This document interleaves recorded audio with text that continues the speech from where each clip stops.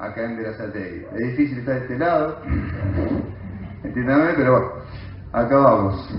Les presento a Silvana Buono. Ella va a ser la parte crítica de la novela. Yo la conocí a través de sus críticas literarias en el diario de Babel, donde también hizo varias críticas. Lo que tienen atrás es la tapa del libro, la reseñó Leo Brizuela, y me quería referir en principio, digamos, a eso, a la generosidad de mucha gente del ámbito de la literatura. Uno piensa que la gente se rige simplemente por sus egos. En muchos casos es así, pero en otros casos gente importante inclusive no. Y bueno, así es como conocí también mucha gente que me ayudó a que, digamos, la novela sea realidad hoy y que la podamos presentar acá.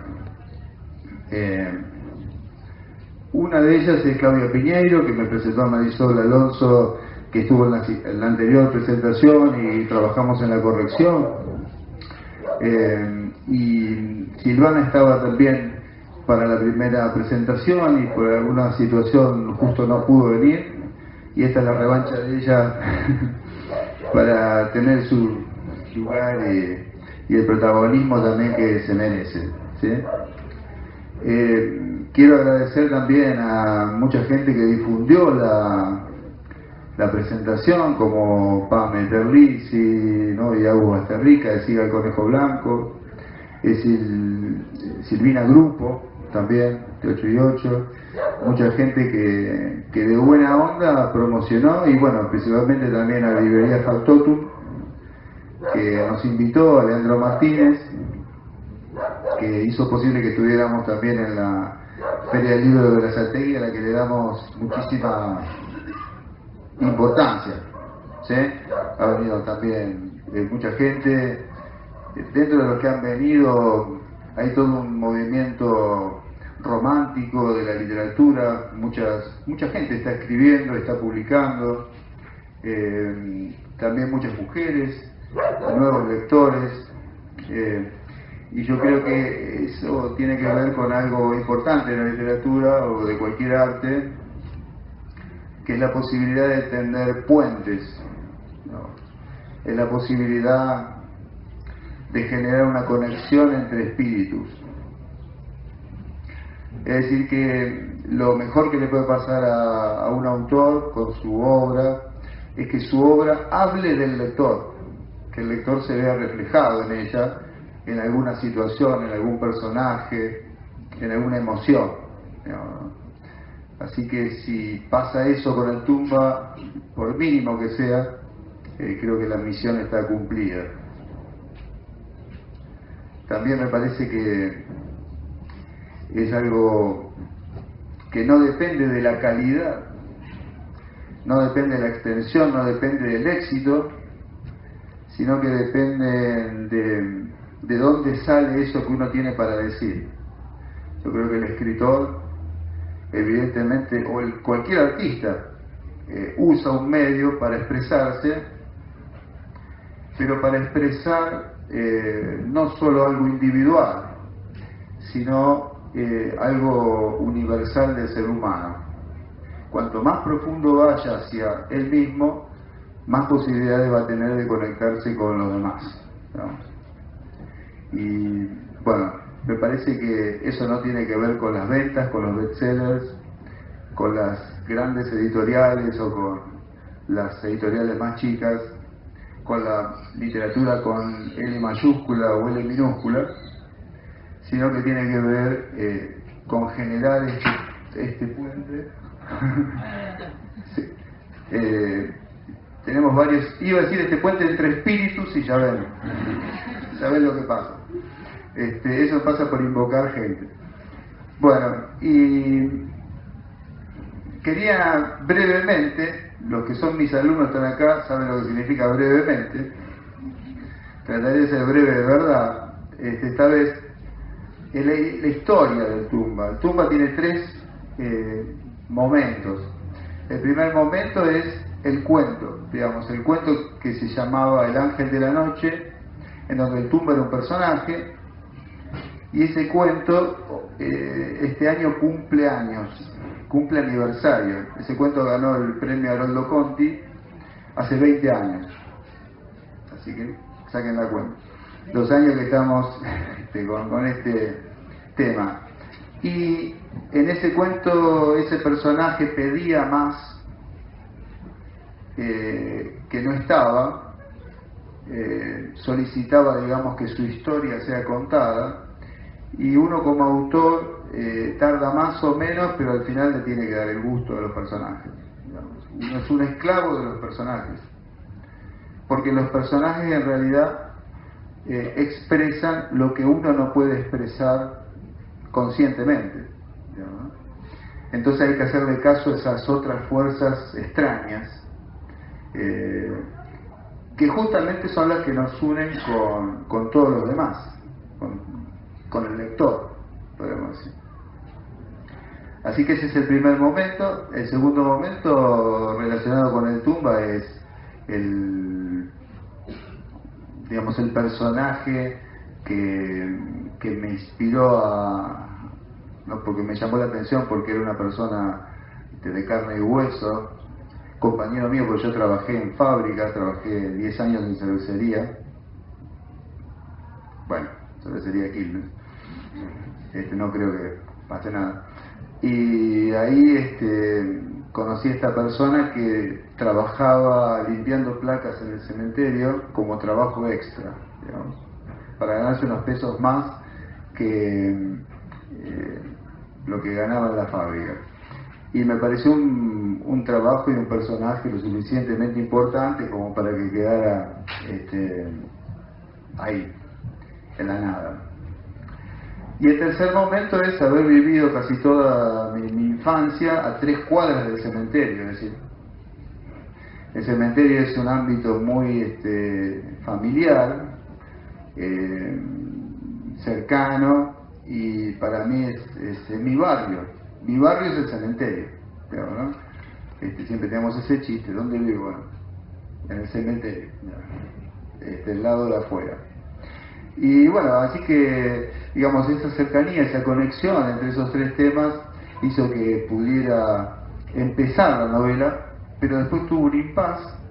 Las primeras 40 páginas son de esa época, y después hubo años en donde no encontré de qué manera seguirla, y normalmente pasa que uno encuentra el camino en base a las lecturas, que es el alimento, el combustible del escritor. Si un escritor que no lee, evidentemente, digamos, le falta la parte fundamental, ¿no? Debe leer necesariamente, si es que quiere escribir, digamos, ¿no? Eso como primera medida para cualquiera que se inicie en la escritura, tiene que leer.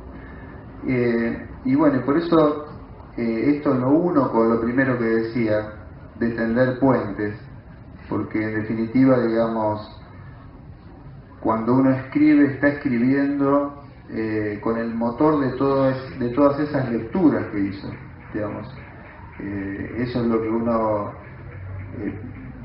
a uno le va formando el estilo, que es la voz, el tono con el que va a narrar su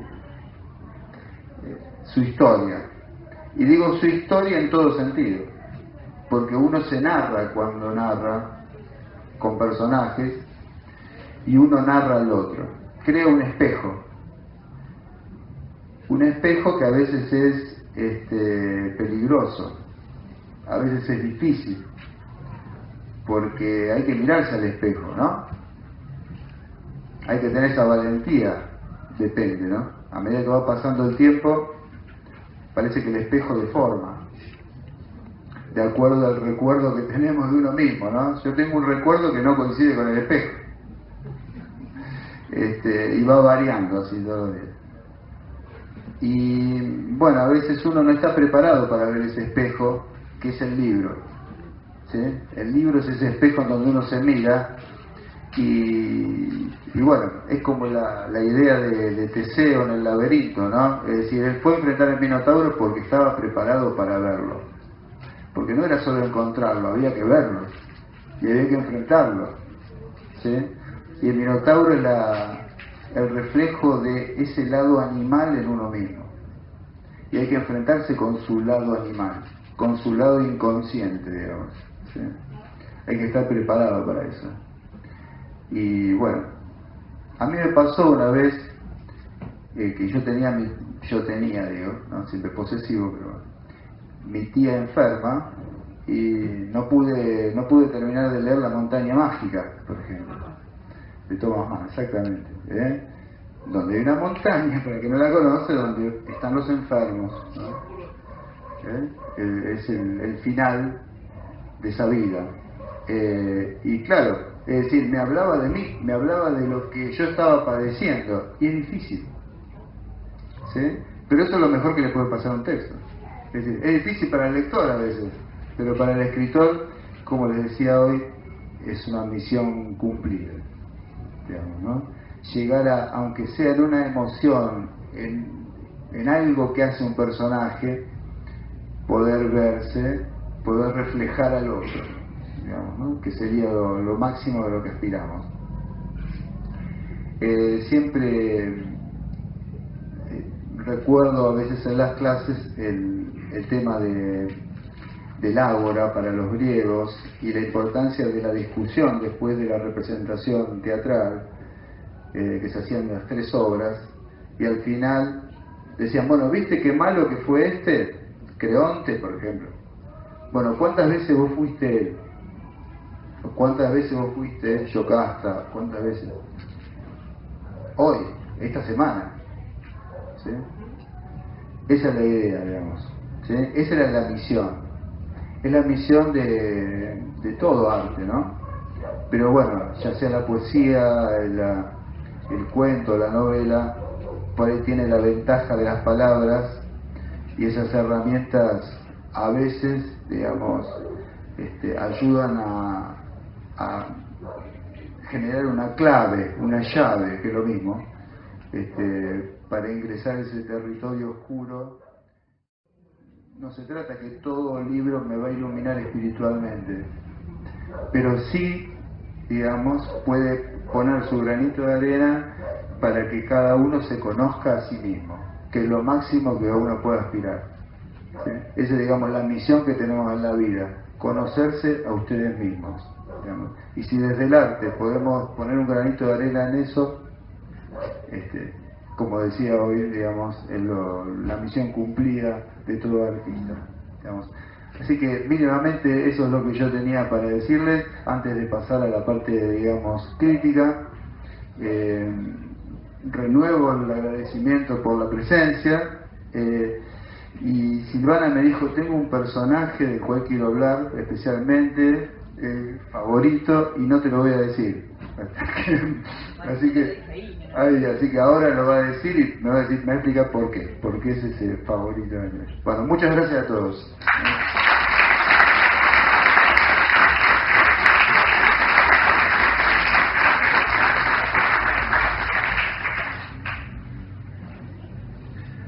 Buenas tardes. A ver, ¿se escucha ahí? Sí, ¿no? Se escucha. Sí, no lo voy a decir cuando llegue el momento de los personajes, así que conocí a Javier por medio de las redes, no nos conocíamos hasta el momento. Las redes últimamente, las redes sociales, cumplieron una función importante para mí, que es la de conocer a varios escritores que estaban surgiendo. Hay muchos, como decía Javier recién, muchos escritores emergentes que usan las redes como una forma de promocionar su obra, y lo conocí de esa forma, y hasta que tuvo la arriesgada decisión de considerar que yo podía hacer una crítica. No soy crítica, ese no es mi trabajo, no soy profesora como él, así que a veces cuando leo algo que me impresione, me llama mucho la atención, hay alguna página amiga que publica lo que yo pienso, y él vio en algunas reseñas de algún escritor favorito que tengo, que compartimos, creo, no sé, que es Guillermo Martínez, y bueno, leyó algo de eso y se ve que le llamó la atención y bueno, acá me propuso que viniera a hablar de su libro, que la verdad es que tuve una impresión y una muy buena impresión. Tengo alguna cosita para decirme, pero no, nada nada mal, porque además hay que animarse en estos tiempos a escribir y a publicar, y con el trabajo que eso lleva, hoy hablábamos de eso, de lo difícil que es. Como toda profesora me hice un esquema de lo que voy a hablar, que seguramente como todo esquema no se va a respetar y me voy a ir por todas las ramas posibles. Los chicos que son mis alumnos ya están acostumbrados, no voy a tratar de que no pase. Pero bueno, uno además siempre se retrotrae y habla de un pasado que fue para nosotros hace poco, pero los chicos no habían nacido, nuestros alumnos, así que nos engancha con eso, pero trataré de que no pase, así que voy a empezar por los puntos que tenía marcados. En principio, como profesores de literatura tenemos la costumbre, o yo por lo menos, de ver cómo está escrita una historia y si desde el lenguaje o desde la técnica nos llama la atención. Y con este libro me gustó y aprecié mucho que estuviese lo que es llamarla precuela, el origen de toda la historia, que es El Ángel de la Noche, que es el cuento que nos presenta a este personaje que es el protagonista de la novela. Me gustó mucho ver eso, para los que no conocíamos el cuento, y después la no tradicional división en capítulos, que no sea tan formal, también me gustó mucho. Los nombres que llaman primero la atención cuando uno lee, también. Así que todo lo que es paratextual, lo que está alrededor del texto, lo valoré, me gustó mucho. Y la forma, yo le dije a él hace tiempo cuando hablábamos sobre lo que me había parecido, el lenguaje. La forma en que nos llega a nosotros como lectores, y uno si bien no se puede separar de la profesión y de ver cómo y si está bien escrito, si había pasado por una instancia de corrección que fue impecable, así que en eso la verdad es que la forma en que está narrado Tumba es brillante. En general, la verdad es que ese tema tengo como una especie de vicio de dejarme llevar por la forma en que está narrado y prejuzgar a veces. Error terrible, pero bueno, hay que seguir porque las sorpresas, a veces hay libros en que están muy sobrevaluados y todo muy lindo, pero no pasa nada. Y estos libros, estas obras de autores que están queriendo hacer carrera y están empezando el camino o retomando el camino, tienen estas cosas, ¿no? Que a veces, aunque quizás no estén en los medios, podemos llegar a descubrir detrás del un lenguaje muy bueno, una historia todavía mejor. Así que eso me pasó con el Tumba. Y en cuanto a la técnica de escritura, bueno, la verdad que impecable, y pensaba en la novela en sí. En cuanto al tipo de novela, me costó al principio ubicarla, a ver qué tipo de novela, tampoco voy a andar con formalismos de profesor acá, pero me costó marcarla dentro de qué clase de novela sería, ¿no? Si estaríamos con la novela fantástica, lo policial. Al principio no voy a estar spoileando como se dice, pero al principio cuando uno empieza a leer y tiene la imagen de Tumba con las placas y empieza a escuchar la primera voz, ahí enseguida llama la atención, y descubre en principio cómo es el personaje de Hilario, cómo es el Tumba, y ahí la novela va para un lado y después nos sorprende con otra técnica, que es la policial.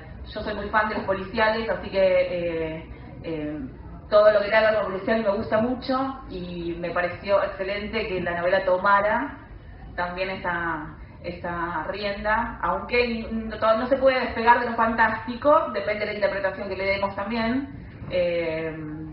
porque al principio uno tiende a pensar en lo fantástico, después puede variar a una cuestión psicológica, ¿no? Pero ahí está la literatura para que se interprete de la forma en que uno quiere interpretarla. Lo policial, la técnica de policial está, bueno, el profesor, así que también lo sabe, aparece de una forma también brillante, y después de algo que al final voy a hablar voy a caracterizar con algún fragmento, es la alternativa de lo que es el tema del vampirismo. El vampirismo es un tema dentro de la literatura que tiene una tradición importante, que llama la atención siempre, y acá me pareció sumamente original que también aplicara esa técnica, ¿no? Ese tema, que quizás no está hoy en día, no sé cómo, bueno, el tema quizás de las sagas de los jóvenes sí aparezca, no conozco muchas, pero es un tema que siempre interesó, así que me parece buenísimo que lo haya retomado. Y que estas técnicas de lo fantástico, lo psicológico y lo policial y lo gótico, ahí y además el elemento religioso, y después voy a hablar de esta también, todo, así como muy bien relacionado, y a veces se pierden en algunas novelas, quizás se intenta y después se pierde y uno no sabe cómo clasificarla, si hay que clasificarla, ¿no? Pero uno quiere después decir es una novela de tal tipo, pero a veces nos pasa esto, que el autor intenta y después se pierde. Y acá me parece que todos esos elementos están bien fusionados, que no se pierde nada y que los personajes tienen su papel en cada situación en una forma, la verdad es que impecable.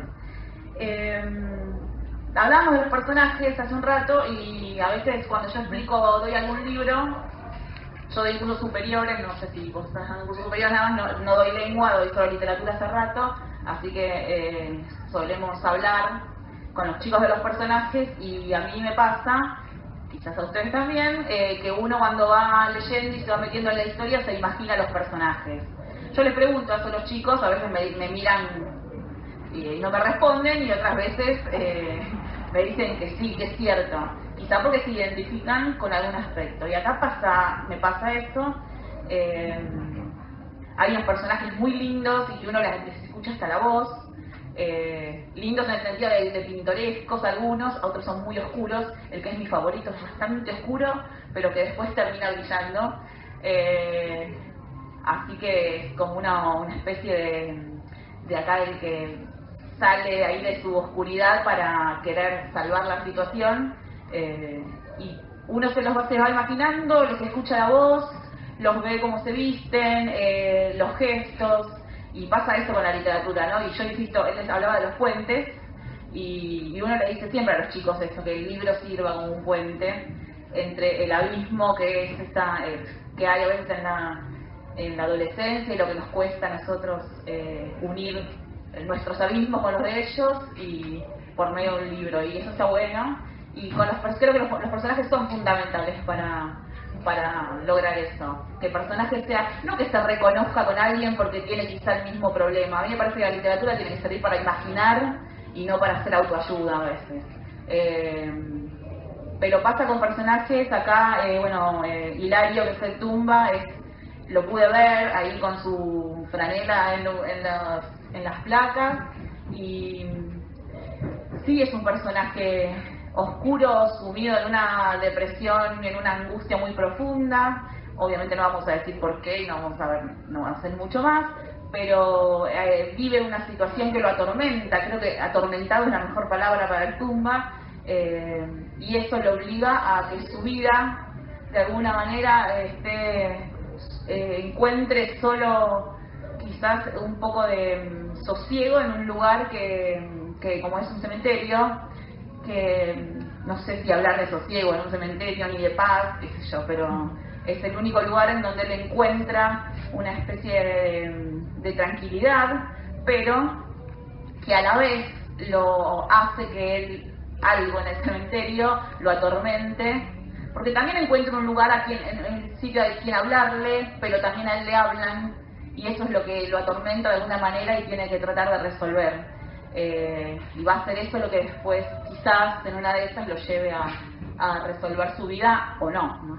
Pero es un personaje que uno puede ver. Ninguno de estos personajes, aún en su locura más enorme, puede estar lejos de lo que nosotros vimos. Todos en algún momento nos cruzamos con ellos. Me parece... Hay una técnica que se llama polifonía, que no me voy a poner a explicar ahora, pero no importa, que son las diferentes voces que representan, que se van representadas en un texto. Y hay unas que me hicieron, hay un párrafo que ahora voy a leer que me hizo acordar en algún momento a una novela que es una de mis favoritas, de Manuel Puig, que se llama Bautistas Pintadas, que es una parodia, pero que representa muy bien el vocabulario, el lenguaje de las mujeres de un pueblo. Y acá hay una escena en la que Norma, que es la mujer de Tumba, Hilario, se encuentra con una amiga y es una charla muy linda en el sentido de la forma de expresión que tienen las palabras que tienen. Voy a leer un fragmento en la que están en un bar, Norma tiene que resolver una situación y se encuentra con Lili, que es una amiga que tenía con su hermana. Norma dice: acá Lili, ¿cómo estás? Ella correspondió la sonrisa y se sentó mirando de reojo las demás mesas. Les hizo una excusa a pesar de no haber llegado tarde, que Norma no escuchó, o mejor dicho, no tuvo intenciones de escuchar. Pidieron 2 cafés en jarrito, Liliana pidió medias lunas con dulce de leche. Norma disfrutó explicar que no quería nada, porque nunca comía nada dulce a la tarde. Con disimulo se miraban, se estudiaban, escudadas en sendas sonrisas de cortesía. Mira, Normi. El Normi ese me encantó porque es muy de Nené y Mabel en Boquitas Pintadas, me encantó. Mira, Normi, te voy a ser sincera. Pensé mucho antes de llamarte, no porque una fuese rencorosa, nada que ver. Lo que pensaba era si te interesaría saber sobre lo que tenía que contarte. Y después me dije, bueno, yo le cuento, cumplo con mi parte, ella sabrá. ¿Qué decís? Hice bien, ¿no? Norma la miraba untar descuidadamente la media luna, embadurnarla de dulce mientras hablaba. La fruición con la que se chupaba los dedos manchados, la risita regordeta. Pensó en la amiga que habían conocido hace mucho tiempo, tanto que era otra persona la que la recordaba, ni se parecía a esta que tenía enfrente. La otra parecía ser su alter ego. No necesitaban saber lo que pensaban. Una mirada, un gesto le decía todo. Y me hizo acordar en un momento, los que hayan leído Boquitas Pintadas, en la escena en que Nené se encuentra con Mabel después de muchos años y se sacan chispas, pero con palabritas dulces y recuerdos lindos de una adolescencia, en un momento en que las dos estaban mirando y estaban tratando de competir a ver a quién la había mejor en la vida. Y acá me pareció me pareció una escena, me recordó mucho esa escena, porque me gusta mucho cuando los autores recrean esa forma de hablar y de comunicarse que tenemos las personas y que son tan nuestras, ¿no? Y de la que también fuimos parte en algún momento. En cuanto, Camila, la hermana de Norma, que es una mujer que por una causa en particular se dedicó a la justicia y logró un alto cargo, el más alto quizás.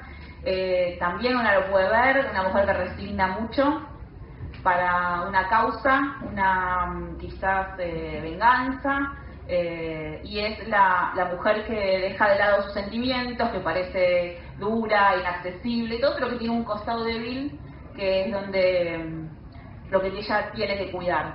Es un personaje interesante porque ella es la que de alguna manera introduce junto con otro personaje el elemento policial, quizás es la que lo plantea, y aparece muy bien, y es también una mujer que puede ver, que no es ajena a nosotros y que seguramente nos cruzamos en algún momento. Mi personaje favorito se llama Daniel, es el hijo de Norma y de Tumba, y es mi favorito porque uno lo ve, que es un adolescente. Es un adolescente que se viste de determinada manera y que vive en una familia que está en problemas y de la que él se oculta o se trata de cubrir en las paredes de su habitación. Daniel es un chico que lee mucho, que estudia mucho y que es el único que de alguna manera siente que puede terminar con el fracaso de su familia. Una familia que no logró mucho, pero que él siente que puede ser aquel que sí logre, y ve en la facultad y en sus libros quizás la salvación que su familia no tiene, o en cuanto al intelectual, más que nada, y a salir de lo común y del barrio, quizás. Daniel tiene esa oscuridad que en algún momento los adolescentes tuvimos nosotros. Me gusta su forma de hablar, me gusta ese carácter de los adolescentes que por lo menos yo tuve de querer pasar desapercibida, tratar de que nadie en la calle ni en la escuela me viera, y tiene un poco de eso, pero su arma, en el caso de Daniel, son los libros. Él tiene que salir de donde está por medio de los libros, y acá se lo describe muy bien. Voy a leer un fragmento donde se habla de Daniel y que seguramente muchos tuvimos algún Daniel entre nuestros alumnos. Daniel era un joven que no se destacaba físicamente. Era de mediana altura, ojos marrones y pelo lacio peinado al costado.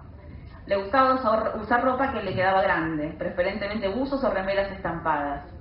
Él había decidido destacarse por otras virtudes que no fueran las físicas, pero, a pesar de haber logrado formarse a sí mismo como una persona con una cultura general muy amplia, solía tener crisis existenciales que lo hacían reflexionar sobre el sentido de ciertas decisiones que había tomado en su vida. Una madrugada no podía dormir y debió levantarse. Los pensamientos no lo dejaban en paz y fue tanta la presión que tuvo que traducirlos en palabras para aliviar la carga. Se plantó frente al espejo que tenía en su cuarto y habló en voz alta, para sí mismo, o quizá sería más exacto decir, para ese otro ser que lo habitaba. Acá Daniel se habla, digamos, al espejo, se mira a sí mismo en el espejo.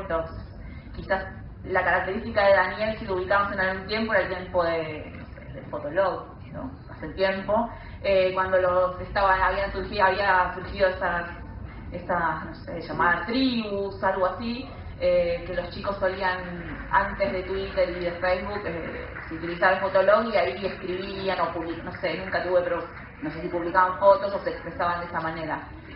Daniel acá quizás utiliza el espejo como su forma de expresarse, y lo hace y se expresa y se habla con un lenguaje que no es típico del adolescente, que es muy refinado, muy erudito, donde se demuestra que ha leído mucho y que no tiene nada que ver con los integrantes de su familia. Los adolescentes a veces pasan por esa época de decir: yo no tengo nada que ver con mi familia, ¿qué hago acá?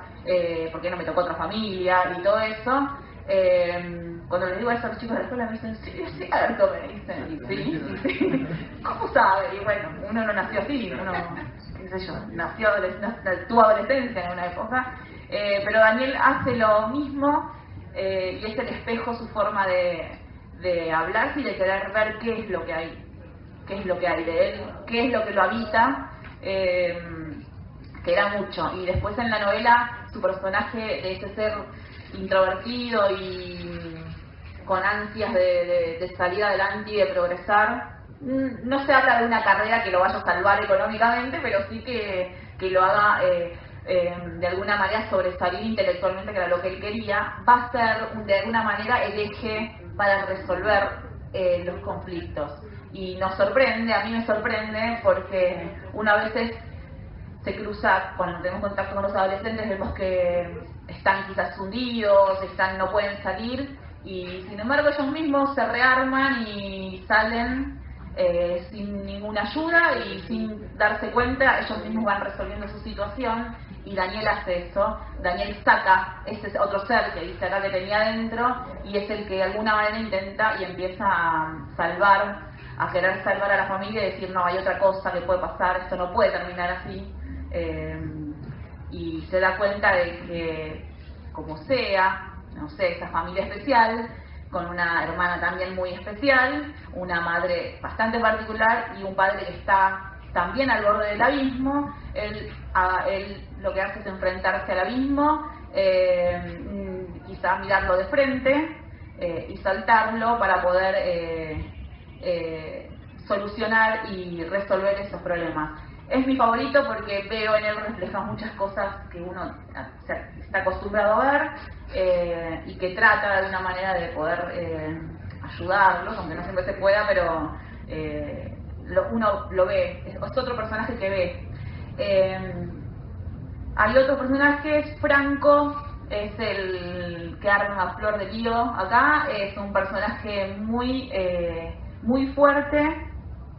Y terminamos con Franco para pasar a las otras partes, así no nos entendemos demasiado. Franco es un personaje que está pagando una deuda con la justicia y que se nos pinta de alguna manera, y después es tremendo el cambio que hace, ¿sí? Me interesó mucho que hayas incluido el tema de la religión. Franco es un hombre que sale de la cárcel y estuvo en el pabellón de los evangélicos. Estuvo bien. Me encontré y dije, a ver hasta dónde vamos, no quiero a ver hasta dónde llegamos con el tema pero estuvo muy bien. No hay ningún tipo de crítica quizás a la religión ni nada. Sí, desde el punto de vista del personaje hay, pero está muy bien. Y bueno, sale y empieza a vender Biblias. Supongo yo que te habrás imaginado los Nuevos Testamentos azules que se regalaban en algún momento. Sí. Incluso hasta nombrás a los que, claro. Entonces me pareció bueno que se incluyera esto, que se incluyera esta parte, que se hablara. Sí, por favor. Que el problema está en la gente, no en las instituciones. Muchas veces las ideas, digamos, ¿no? Como los filósofos tienen una idea y pues la gente que lo lleva a cabo es el problema, ¿no? Nada personal. Y bueno, Gianfranco, como el nombre completo, usa finalmente una estrategia para llevar a cabo una venganza tremenda, que cuando lean el libro, los que no lo leyeron todavía, se van a enfrentar a algo duro, en donde aparece ya el policial específicamente. Y después se incluye el tema del vampirismo, que después cerraré con un fragmento de eso. Bueno, Gianfranco también es un personaje fuerte, digamos, la novela se tiene que resolver mediante su accionar, así que es interesantísimo y también uno lo ve y se lo imagina.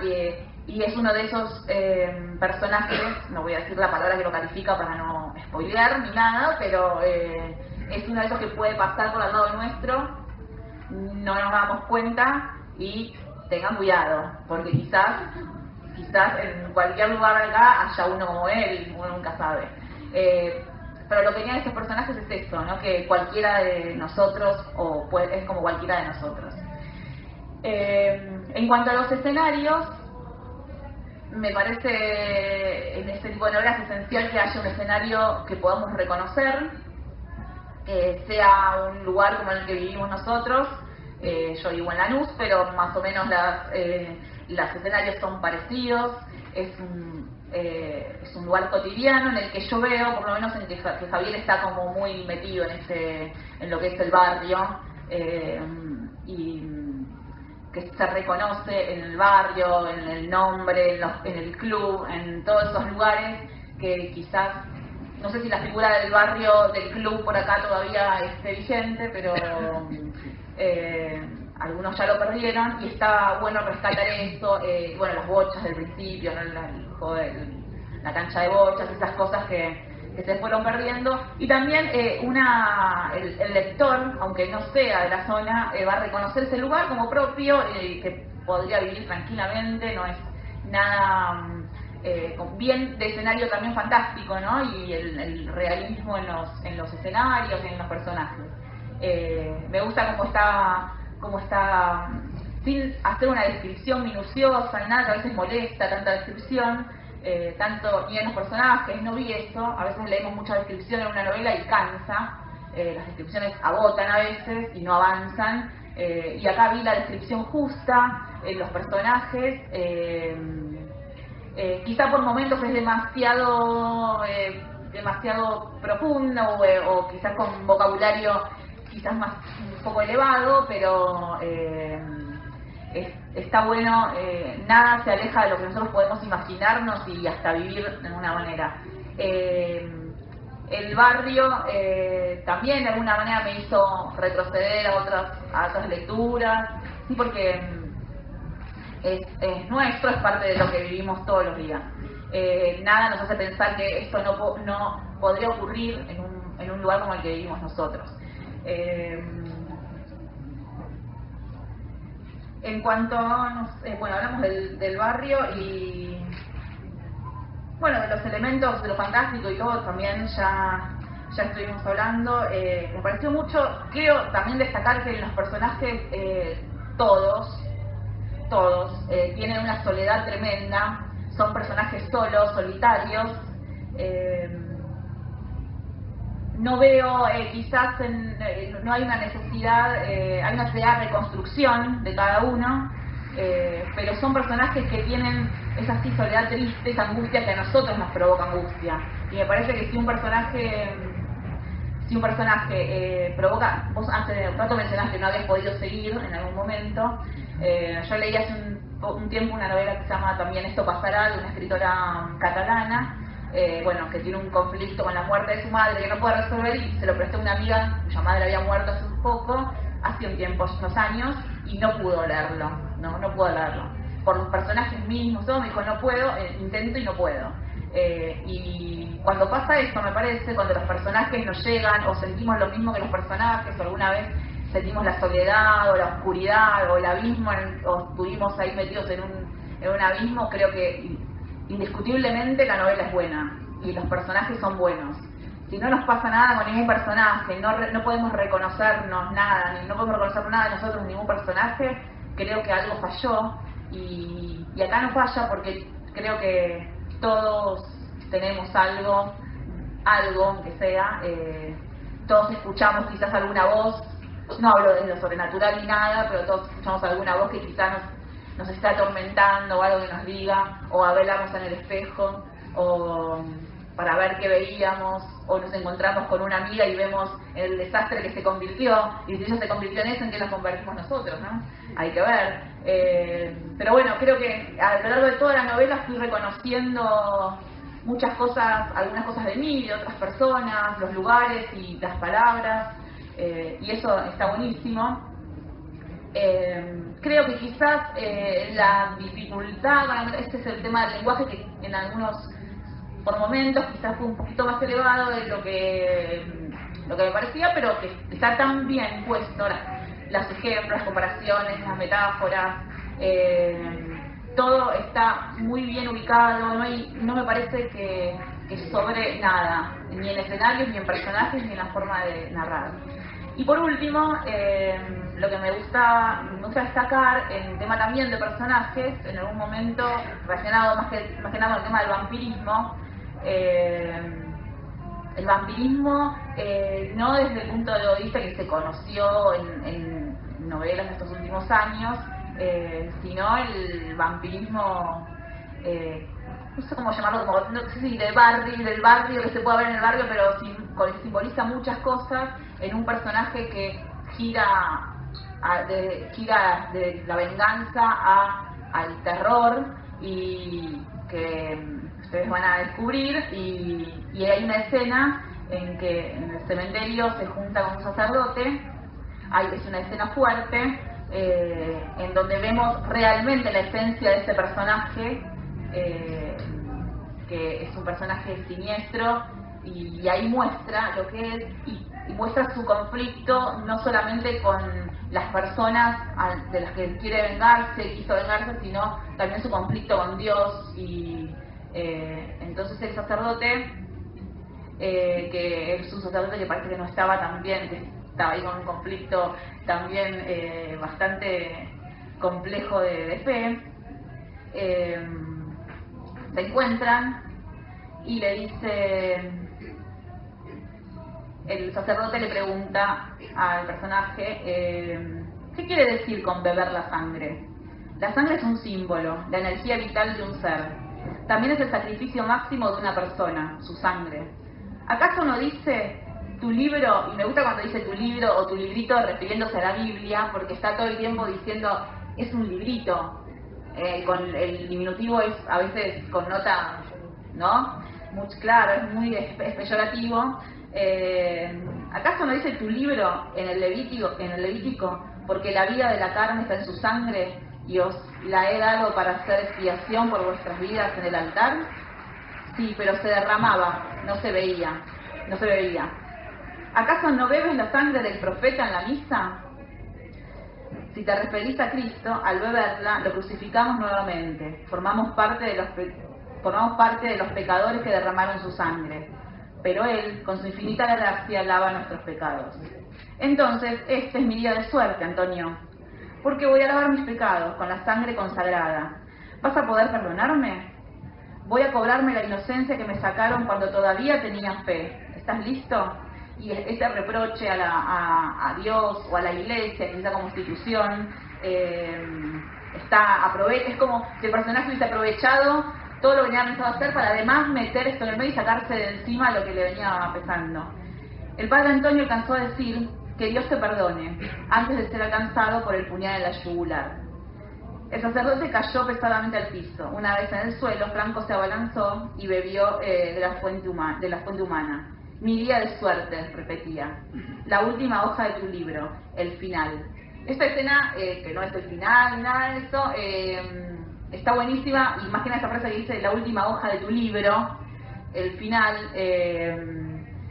como si ahí él hubiese expiado de alguna manera, se hubiese calmado y se hubiese sacado encima el peso que por algún motivo sentía en relación con Dios y con la institución, con la Iglesia. Esta escena me pareció, bueno, tiene todo, ¿no? No es esta escena solamente, hay todo un contexto alrededor, es el cementerio además, y me pareció muy bien armada, y me pareció buenísimo que el personaje haya aprovechado esta situación para liberarse del peso que tenía en relación con la fe. En síntesis, y para no irme por las ramas ni nada, me parece que es una novela que hay que leer, que está muy bien construida, que no deja nada librado al azar como para que uno diga, pero ¿qué pasó con este? Y se olvidó y no tiene ningún sentido lo que pasó, si acá no pasa. Me parece que el tiempo que te llevó a escribirla no fue tiempo perdido. Pareció que nada quedó sin tener en cuenta, y bueno, la verdad que fue muy interesante para mí leerla. No pensé que sería importante que te dijera, pero bueno, la verdad es que es para recomendar.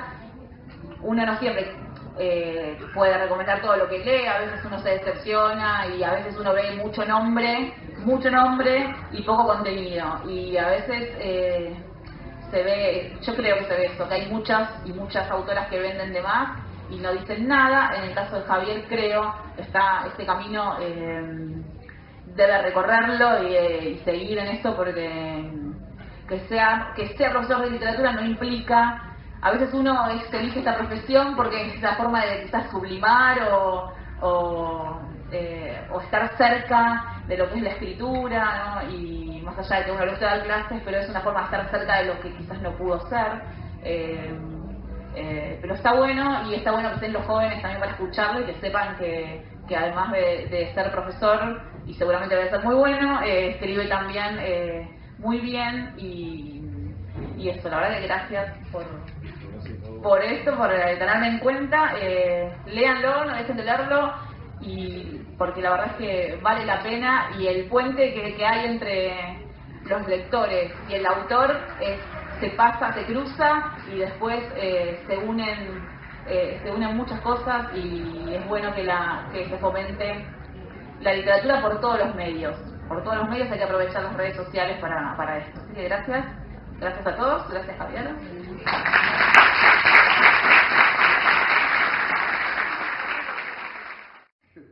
cambiáramos, pero bueno, si alguno quiere hacer una pregunta o está abierto eso a voluntad de ustedes, no hay problema. También están los libros, así que bueno. ¿Alguna pregunta? ¿Cómo empezaste a escribir? ¿Hiciste talleres de escritura? Está buena la pregunta. Yo empecé a escribir a los 11 años. Todo me llevaba a la escritura porque leía desde muy chico.